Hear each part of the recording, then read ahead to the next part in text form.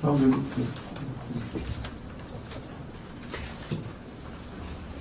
안녕하십니까. 서울경제 정성입니다. 네. 즉시 실행 가능한 인생 대책에 대해서 말씀하셨는데, 그동안 말씀하신 걸 보면 지역화폐에 다른 제한이 있을지도 대단히 궁금하고요. 그리고 이번에도 그렇고 흔들리지 않는 평화 얘기를 말씀하셨는데, 지금껏 후보님께서 대북 정책에 대해서 특별하게 말씀하신 건 없는 것 같거든요. 혹시 그런 것에 대한 구상도 궁금합니다. 대북 정책에 대해서 제가 말하지 않은 것이 아니라 끊임없이 똑같은 얘기를 반복해 오고 있죠. 똑같은 얘기를 자꾸 반복하면 안 좋아하실 것 같아서 그랬다는 말씀을 드리고, 지금 좀 전에 타임즈하고 인터뷰를 하고 왔는데 이 문제에 대해서 관심이 많더군요. 대북 정책, 제가 유세 때는 많이 말씀드리고 있어요, 지금. 못 보신 것 같은데, 한반도는 군사밀도가 가장 높고, 현재도 법적으로는 전쟁 중이고, 그리고 이 윤석열 정권에 의해서, 윤석열 정권의 강대강 정책 때문에 한반도의 군사적 긴장이 매우 높아져 있는 상태입니다. 언제 전쟁이 벌어져도 이상할 게 없고, 또 그런 상황이라서 외국인 투자자들이 망설이고 있고, 국내 투자에서 일부 철수하는 그런 양상까지 있는 것 같아요. 한반도의 불안정, 평화의 위기가 경제적 위기까지 불러오고 있는 상태입니다. 저는 안보라고 하는 것은 싸워서 이기는 거, 국가 공동체를 지키는 게 안보죠. 제일 중요한 대통령의 책무일 것입니다.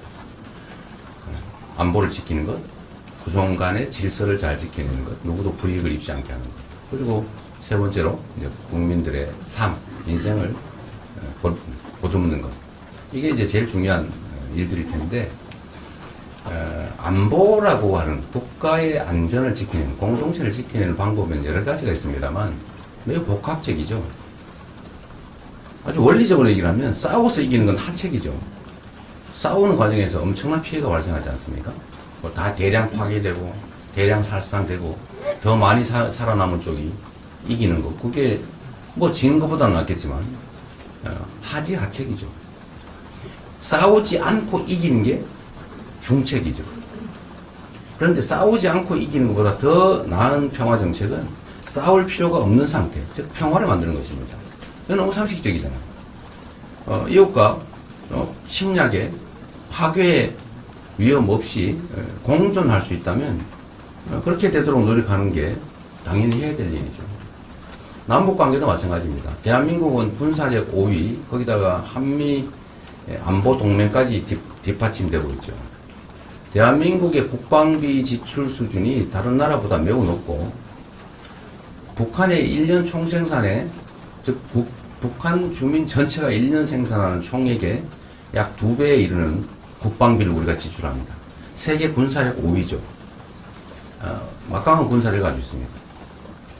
근데 북한이 이제 핵무기를 가지고 있다는 게 우리로서는 안보의 걱정거리인데, 그렇다고 우리가 핵무기를 개발하는 것은 그렇게 현실적으로 쉬운 일이 아니죠. 그러면 결국 계속 강대강 정책으로 부딪히면 이게 안보냐? 이런 강력한 군사력, 국방력을 유지해서 억지력을 키우되 이것만 가지고 되는 것은 아니고, 여기에 더해서 대화하고 타협하고 협력하고 공존하고, 우리가 예를 들면 10개를 얻을 수 있다면 1개 정도는 양보할 수 있는 거죠. 1개도 양보 안 해서 10개를 손실을 보는 것보다는 1개를 양보해서 10개를 얻는 게 낫지 않습니까? 뭐 상대는 3개 정도 얻는다고 보고. 그래서 이걸 안보 정책을 좀 복합적으로 해야 되는데, 지금은 너무 강경일변도로 무력 제압 또는 그냥 보복 뭐 이런 압박 전략만으로 일관했는데, 그게 결국은 군사적 긴장을 격화시켰죠. 그래서 저는 막강한 국방력, 군사력을 우리가 유지를 하고 또 강화를 해 나가고, 한미 안보 동맹도 강화를 하되 가능한 대화, 협력, 소통, 공존의 길을 찾아야 한다. 이게 저는 대북 정책이라고 말씀드립니다. 경기 진착적으로 뭐 당장 할 수 있는 거 이런 말씀 비슷하신데, 저는 이 기자회견문에도 나옵니다만 이 마중물이라고 하는 개념을 좀 이해를 했으면 좋겠어요. 무조건 돈 없으니까 아끼자, 견뎌내자, 시장이 알아서 할 거다, 각자 알아서 살자, 언젠가는 좋아지겠지. 이러다 지금 대한민국 경제가 이렇게 망가졌어요. 우리가 교과서에서 맨날 본 것처럼 뉴딜 정책, 대공황이 오니까 정부가 나서서 불필요한 당시로서는 당장 필요하지 않은 댐도 만들고 그 일자리 만들어서 그 적자 아닙니까? 그 댐 만들어서 뭐 어디다 쓰게요? 그 불황이. 그러나 댐도 만들어서 일자리도 만들고 음식물도 제공하고 그때는 안 했거든요. 그전에는. 노조에 대해서 힘도 강화해줘서 노동자들과 사용자의 힘의 균형을 맞춰주고 그 임금이 좀 오르고 또 소득세도 더 많이 걷어서 재정 지출도 늘리고 이렇게 해서 미국 경제가 살아나지 않습니까? 물론 뭐 그 위에 전쟁에 참전을 하면서 더 많은 이익을 보긴 했지만 이건 기본이죠. 경기 호황에는 정부가 경기 조절을 위해서 일정한 노력을 한다. 그거 당연하죠. 경기 불황 때는 경기를 부양하기 위해서 일정한 노력을 해야 되는데 안 하잖아요. 가만히 있어요. 세수 없으니까 지출할 게 없다. 그러면서 세금은 또 깎아줘요. 안 깎아줘도 되는 초대기업 이런 데를 막 깎아줍니다. 근데 이 재정이 부족하다 그러면서 이 국민의힘 후보 김문수 후보 제안을 보면 또 세금을 부자를 또 깎아준대요.